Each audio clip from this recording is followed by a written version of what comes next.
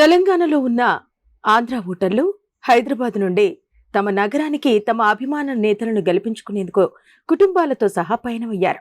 దీంతో MGBS, JBS ప్రయాణికులతో కిటకిటలాడుతున్నాయి. సరిపడా బస్సులు లేకపోవడంతో తీవ్ర ఇబ్బందికర పరిస్థితులు నెలకొన్నాయి. మరోవైపు విజయవాడ, గుంటూరు, కాకినాడ, విశాఖపట్నం, శ్రీకాకుళం వైపు వెళ్లే రైళ్లన్నీ కిక్కిరిసిపోయాయి.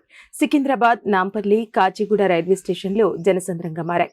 ప్రైవేటు ట్రావెల్స్ నిర్వాహకులు అమాంతం రేట్లు పెంచేసి నిలువు దోపిడీకి పాల్పడుతున్నారు. హైదరాబాద్, విజయవాడ జాతీయ రహదారిపై భారీగా వాహనాల రద్దీ నెలకొంది. ఉద్యోగం, ఉపాధి నిమిత్తం హైదరాబాద్ నగరానికి వలస వచ్చిన వారు దాదాపు 30 లక్షల పైనే ఉంటారని అంచనా. ఏటా పండుగలు, ప్రత్యేక రోజుల్లో తమ సొంతూళ్లకు వెళ్తూ ఉంటారు. అయితే ఆ సమయాల్లో వీరిని గమ్యస్థానాలకు చేర్చేందుకు ఆర్టీసీ ప్రత్యేక ఏర్పాట్లు చేస్తోంది. సంక్రాంతి సమయంలో ఆర్టీసీ 4000 ప్రత్యేక బస్సులను నడిపి లక్షలాది మందిని సొంతూళ్లకు చేర్చేది. కానీ ఓట్ల పండుగకు ప్రత్యేక బస్సులు సరిపడినన్ని ఏర్పాటు చేయలేదని ప్రయాణికులు అసంతృప్తితో ఉన్నారు. కొందరు హైదరాబాద్ నుంచి విజయవాడ వరకు ఏదో రకంగా చేరుకుని అక్కడి నుంచి వేరే వాహనాల్లో సొంతూరు చేరుకునేందుకు మొగ్గు చూపుతున్నారు. పట్టు వదలని విక్రమార్కుల్లా ఎలాగైనా ఈసారి ఓటేసి రావాలని డిసైడ్ అయ్యారు.